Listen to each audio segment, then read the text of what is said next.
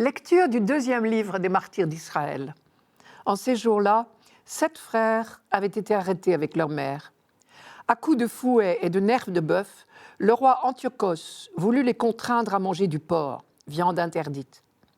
L'un d'eux se fit leur porte-parole et déclara « Que cherches-tu à savoir de nous ? Nous sommes prêts à mourir plutôt que de transgresser les lois de nos pères. » Le deuxième frère lui dit, au moment de rendre le dernier soupir, « Tu es un scélérat, toi qui nous arraches à cette vie présente. Mais puisque nous mourrons par fidélité à ces lois, le roi du monde nous ressuscitera pour une vie éternelle. » Après cela, le troisième fut mis à la torture.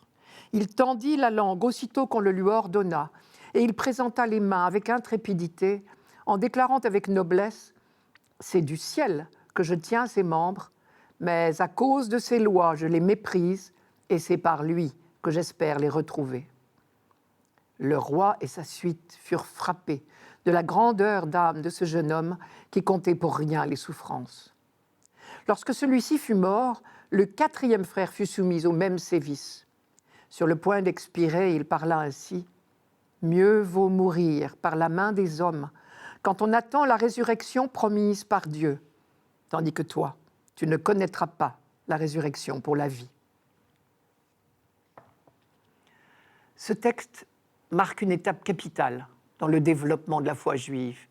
C'est l'une des premières affirmations de la résurrection des morts. Nous sommes vers 165 avant Jésus-Christ, en un moment de terrible persécution déclenchée par le roi Antiochos Épiphane. Il était très certainement mégalomane et voulait être révéré comme un dieu. Pour obliger les Juifs à renier leur foi, il exigeait d'eux des gestes de désobéissance à la loi de Moïse.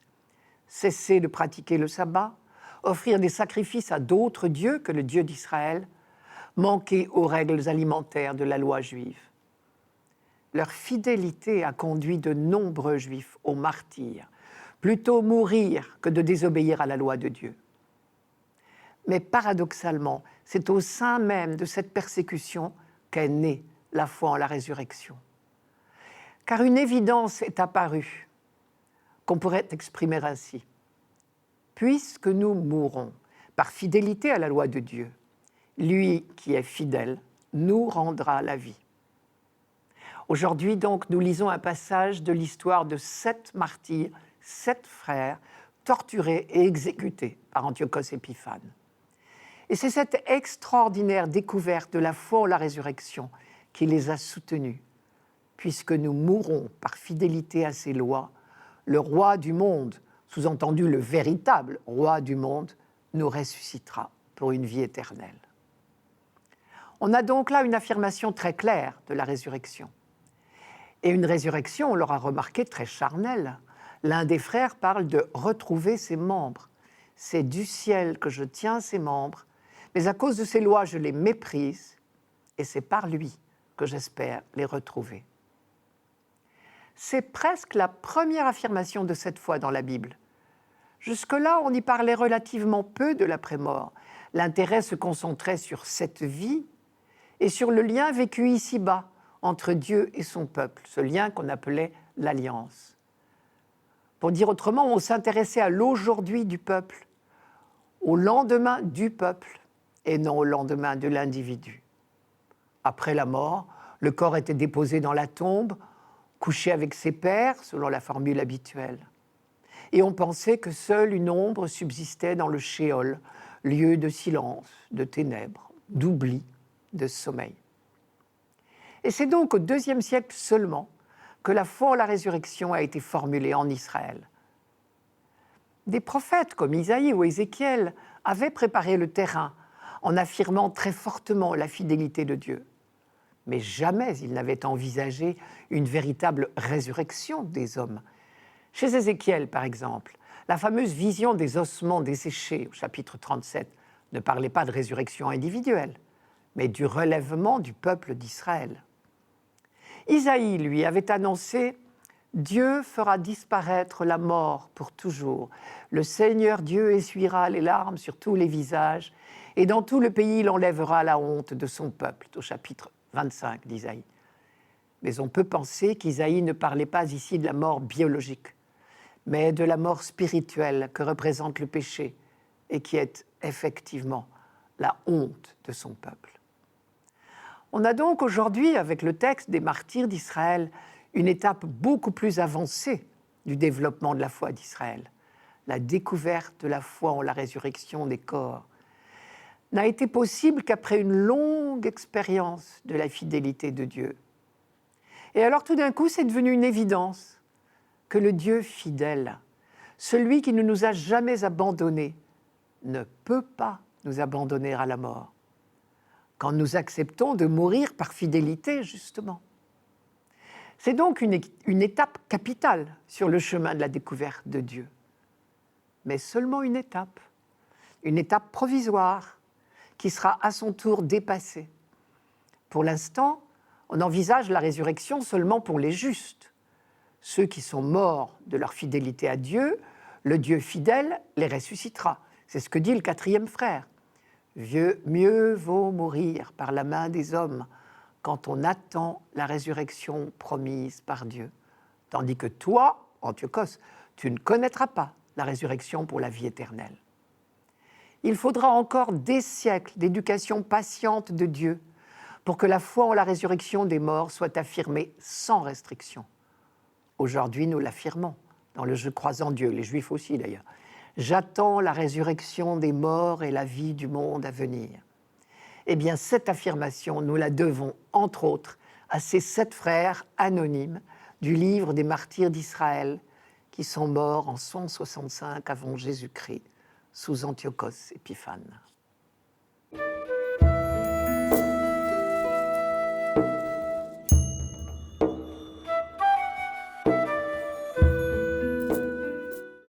Psaume 16. Seigneur, écoute la justice, entends ma plainte, accueille ma prière. Tu sondes mon cœur, tu me visites la nuit, tu m'éprouves sans rien trouver. J'ai tenu mes pas sur tes traces, jamais mon pied n'a trébuché. Je t'appelle, toi le Dieu qui répond, écoute-moi, entends ce que je dis. Garde-moi comme la prunelle de l'œil, à l'ombre de tes ailes, cache-moi. Et moi, par ta justice, je verrai ta face. Au réveil, je me rassasierai de ton visage. À l'ombre de tes ailes, cache-moi. Cette toute petite phrase nous donne le cadre précis de ce psaume. Il s'agit des ailes des chérubins qui surplombent le coffret de l'Alliance, sur l'Arche d'Alliance.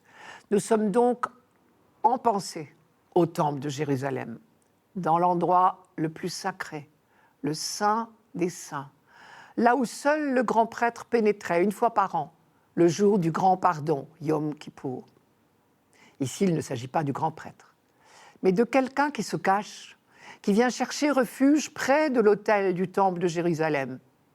Il est certainement traqué, puisqu'il vient chercher refuge près de l'autel du temple et qu'il en appelle à la justice de Dieu.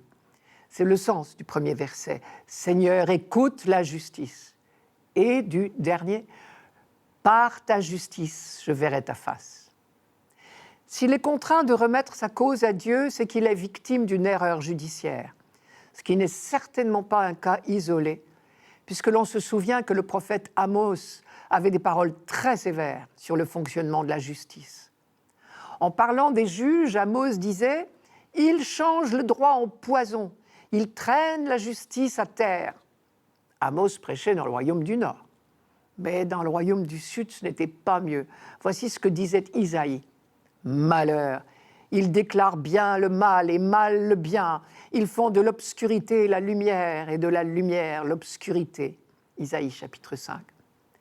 Et d'ailleurs, si Jésus a pu raconter une parabole mettant en scène un juge inique qui refusait de rendre justice à une veuve, c'est que le cas n'était pas improbable.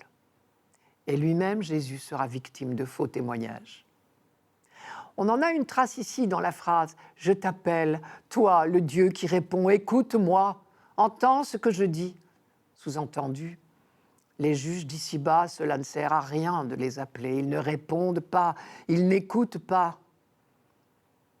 Dans des cas pareils, quand un innocent était injustement accusé, il ne lui restait qu'un seul refuge, le temple, qui était un asile inviolable. Et là, il se soumettait à ce que notre Moyen-Âge a appelé le jugement de Dieu. C'était sa seule chance. Et ici, il s'agit certainement de quelque chose de cet ordre, puisque notre accusé plaide non coupable. « J'ai tenu mes pas sur tes traces, jamais mon pied n'a trébuché. » Aujourd'hui, nous dirions qu'il n'a pas fait de faux pas. Comment se passait concrètement le jugement de Dieu, on ne le sait pas très bien. Mais il s'agit bien de cela. Tu sondes mon cœur, tu me visites la nuit, tu m'éprouves sans rien trouver. Le simple fait d'accepter de dormir dans le temple, complètement abandonné au jugement de Dieu, était déjà une présomption, même peut-être une preuve d'innocence, parce que la superstition était telle à l'époque qu'aucun coupable n'aurait couru le risque. Celui qui parle dans notre psaume est donc bien certain de son innocence, puisqu'il est prêt à tous les jugements de Dieu qu'on voudra. Il sait qu'il n'a rien à craindre. Au contraire, Dieu va le protéger, le garder comme la prunelle de ses yeux. Nous retrouvons ici la superbe expression du livre du Deutéronome au chapitre 32, et qui est passée comme telle en français. Le Seigneur rencontre son peuple au pays du désert, dans les solitudes remplies de hurlements sauvages. Il l'entoure, il l'instruit, il veille sur lui comme sur la prunelle de son œil. Encore aujourd'hui, nous disons que nous tenons à quelqu'un ou à quelque chose comme à la prunelle de nos yeux. Il est si sûr de son innocence, notre accusé, qu'il attend le matin avec tranquillité. « Moi, par ta justice, je verrai ta face. Au réveil, je me rassasirai de ton visage. » On retrouve ici l'assurance de Job, qui ose affirmer « Je sais bien, moi, que mon libérateur est vivant et que le dernier, il surgira sur la poussière. Et même après qu'on aura détruit cette peau qui est mienne, c'est bien dans ma chair que je contemplerai Dieu. » C'est au chapitre 19 de Job. Quand le peuple d'Israël chante ce psaume, il proclame sa foi, il sait qu'il survivra à tous ceux qui lui veulent du mal. Car une fois de plus, on sait bien que cet homme dont parle le psaume, cet homme traqué, cherchant refuge et justification dans le temple, n'est autre que le peuple tout entier. J'ai tenu mes pas sur tes traces, jamais mon pied n'a trébuché. C'est sa protestation de fidélité. Au milieu de toutes les tentations des peuples voisins, Israël est resté fidèle au Dieu unique. Et c'est dans le temple de Jérusalem, et seulement là, qu'il cherchait refuge. Moi, par ta justice, je verrai ta face. Au réveil, je me rassasirai de ton visage.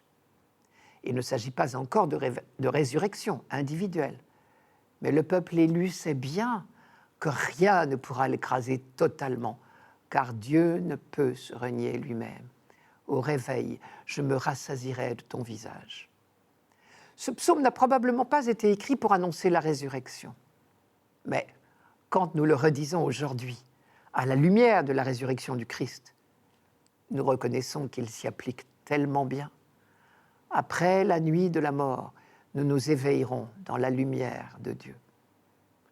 En attendant le sommeil définitif, chaque nuit est l'occasion pour nous de nous abandonner à la vigilance de Dieu.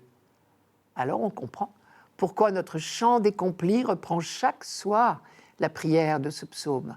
« Garde-moi comme la prunelle de l'œil, à l'ombre de tes ailes, cache-moi. »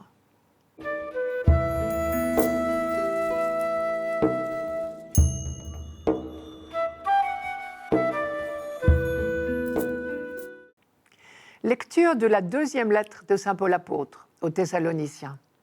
Frères, que notre Seigneur Jésus-Christ lui-même et Dieu notre Père qui nous a aimés et nous a pour toujours donné réconfort et bonne espérance par sa grâce, réconforte vos cœurs et les affermisse en tout ce que vous pouvez faire et dire de bien. Priez aussi pour nous, frères, afin que la parole du Seigneur poursuive sa course et que partout on lui rende gloire, comme chez vous. Priez pour que nous échappions aux gens pervers et mauvais, car tout le monde n'a pas la foi. Le Seigneur, lui, est fidèle. Il vous affermira et vous protégera du mal. Et dans le Seigneur, nous avons toute confiance en vous. Vous faites et continuerez à faire ce que nous vous ordonnons. Que le Seigneur conduise vos cœurs dans l'amour de Dieu et l'endurance du Christ. Nous qui sommes parfois à court d'idées pour composer nos prières universelles, voilà un bon modèle. Celui qui prie n'a qu'un seul objectif, que la parole de Dieu poursuive sa course. On retrouve ici la passion de Paul pour l'annonce de la parole à toutes les nations. On sait qu'il aime l'image de la course. Dans le monde grec, très amateur des gens du cirque, c'était un spectacle familier. On imagine bien un coureur portant la parole comme une torche pour enflammer le monde le plus loin possible. L'apôtre est un porte-parole, on pourrait dire un haut-parleur. Le simple témoin d'une parole qui le précède et qui le dépasse et qui lui survivra. Cela me suggère une autre comparaison. Le musicien qui interprète une œuvre la fait résonner le temps que dure sa carrière. Il la fait connaître et aimer. La partition lui survivra. Mais ce n'est qu'une comparaison. Par chance, la partition dont nous sommes chargés, la parole de Dieu, n'a pas besoin d'interprètes talentueux. Il nous suffit d'être passionnés. Saint Paul dit bien « priez » afin que la parole de Dieu poursuive sa course et qu'on lui rende gloire partout, comme chez vous. Paul cherche la gloire pour la parole de Dieu, pas pour lui. Et il est vrai que chez les Thessaloniciens, la parole de Dieu a été accueillie d'une manière exemplaire. On se souvient que Paul n'est resté que 3 semaines à Thessalonique. Et qu'en 3 semaines déjà, une communauté chrétienne était née, à laquelle il peut dire « Nous avons toute confiance en vous, vous faites et vous continuerez à faire ce que nous vous ordonnons. » Cela nous rappelle la première lettre à Timothée, on l'a lu récemment, dans laquelle Paul s'émerveillait que le Christ lui ait fait confiance, alors qu'il n'avait encore rien fait pour mériter cette confiance. Je cite, « Je suis plein de reconnaissance envers celui qui m'a donné la force, Christ Jésus, notre Seigneur. C'est lui qui m'a jugé digne de confiance en me prenant à son service, moi qui étais auparavant blasphémateur, persécuteur et violent. » À son tour, Paul fait confiance aux tout jeunes baptisés de Thessalonique, qui n'ont guère eu le temps de faire leurs preuves pourtant. Mais en réalité, ce n'est pas à eux tout seuls qu'il fait confiance. C'est à eux, assistés de la grâce de Dieu. Au fond, pour faire confiance aux autres, il suffit de se souvenir que la grâce de Dieu est à l'œuvre en eux. Enfin, la prière de Paul est guidée par une seule certitude. Le Seigneur est fidèle, il vous affermira et vous protégera du mal. Le mal dont il souhaite protéger les Thessaloniciens, ce n'est pas la persécution en elle-même.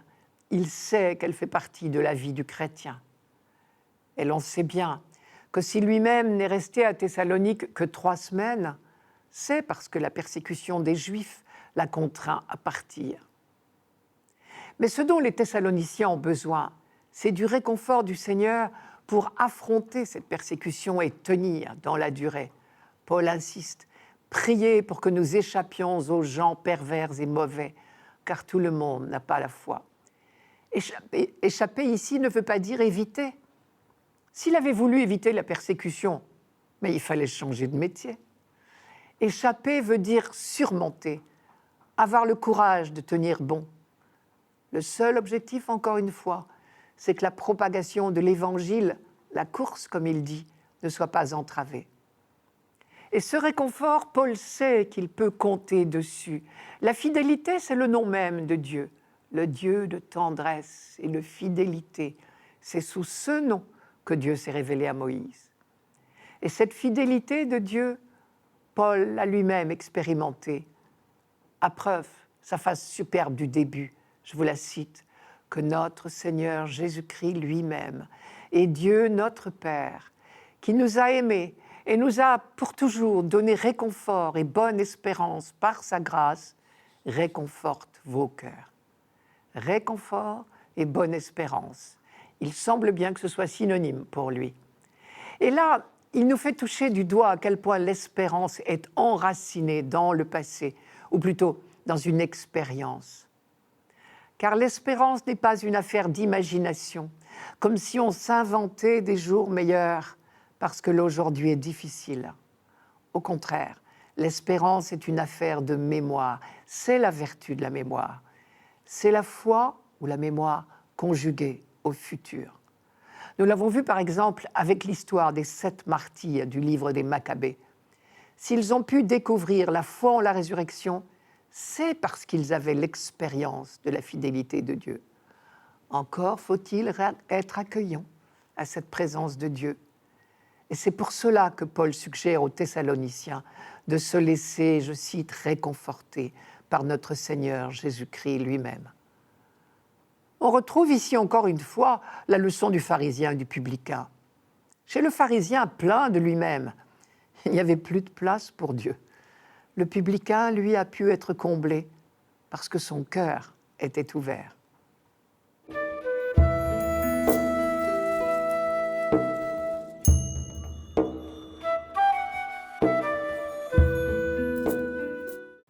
Évangile de Jésus-Christ selon saint Luc. En ce temps-là, quelques Sadducéens, ceux qui soutiennent qu'il n'y a pas de résurrection, s'approchèrent de Jésus et l'interrogèrent. « Maître, Moïse nous a prescrit, si un homme a un frère qui meurt en laissant une épouse, mais pas d'enfant, il doit épouser la veuve pour susciter une descendance à son frère. Or, il y avait 7 frères. Le premier se maria et mourut sans enfant. De même le deuxième, puis le troisième épousèrent la veuve, et ainsi tous les 7. Ils moururent sans laisser d'enfant.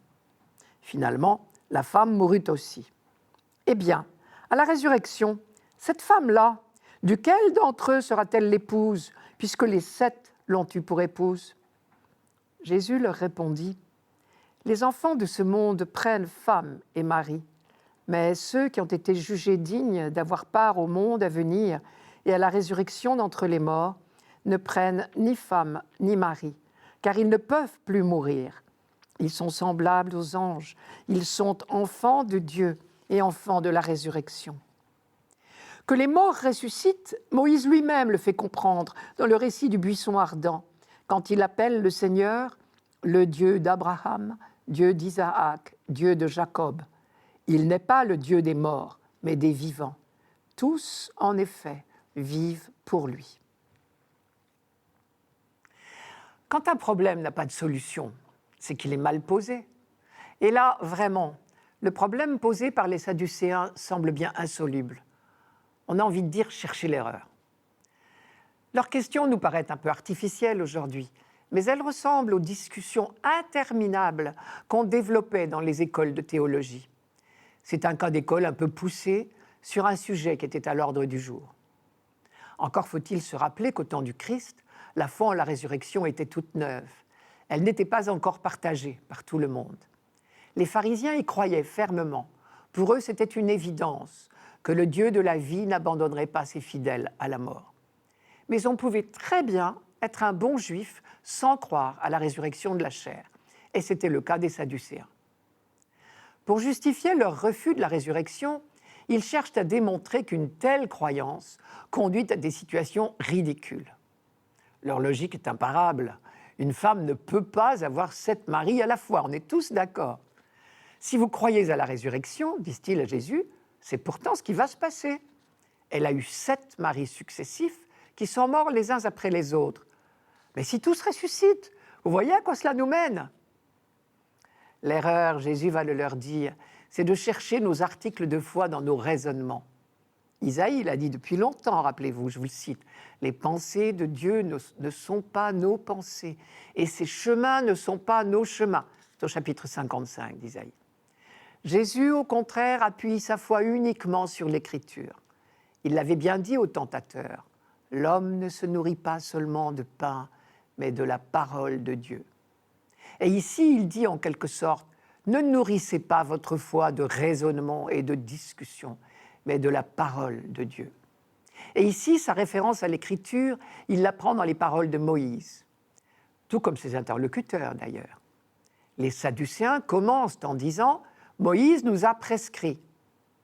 Mais ils se servent de l'Écriture, ils l'utilisent pour prouver ce dont ils sont déjà persuadés par ailleurs. Ils utilisent l'Écriture, ils ne se mettent pas à son école. Ils citent l'Écriture au lieu de la scruter.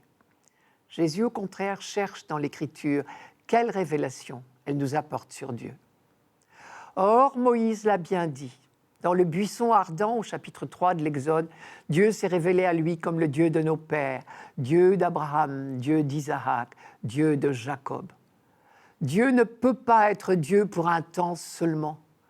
La mort ne peut pas faire échec aux engagements qu'il a pris envers les patriarches Abraham, Isaac, Jacob et leurs descendants. Son alliance traverse la mort. Il noue avec chacun de nous et nous tous ensemble un lien d'amour que rien ne pourra détruire. Or, au-delà de la mort, comme dit saint Jean, nous lui serons semblables, dans la première lettre de Jean. Pour l'instant, ce que nous serons ne paraît pas encore clairement. C'est encore saint Jean qui parle. Mais alors, nous serons enfin à son image, des vivants, des aimants. Une autre erreur est de parler de cette résurrection, de la vie dans l'au-delà, comme si c'était la pure continuation de l'ici-bas. La réponse de Jésus montre bien au contraire qu'il y a une rupture complète entre notre vie actuelle et la vie des ressuscités. Les enfants de ce monde se marient, c'est entendu, mais les ressuscités ne se marient pas. Ils ne sont pas des anges, lisons bien le texte, mais ils sont semblables aux anges, c'est-à-dire qu'ils ont un point commun avec les anges. Ce point commun, justement, c'est qu'ils ne peuvent plus mourir. La mort n'a plus sur eux aucun pouvoir. Désormais, ils sont enfants de Dieu, c'est-à-dire qu'ils sont vivants de la vie de Dieu. Dans leur question, les Sadducéens avaient lié le mariage à la reproduction. Si cette femme avait été épousée par tous ses beaux-frères, c'est parce qu'elle n'avait pas pu être mère. Jésus leur répond « Votre problème est désormais sans objet. Dans le monde à venir, tout est différent. Il n'est plus question de mort, il n'est plus question de reproduction. » Mais les Sadducéens avaient oublié que le mariage est aussi et d'abord une affaire d'amour. Nos amours humaines d'ici-bas ne peuvent pas mourir. Elles sont l'image de Dieu. Elles sont ce qui en nous est à l'image de Dieu. Alors elles traversent la mort. Nous les retrouverons transfigurées sur l'autre rive. Je vous donne une phrase de saint Augustin superbe. On ne peut perdre celui qu'on aime si on l'aime en celui qu'on ne peut perdre.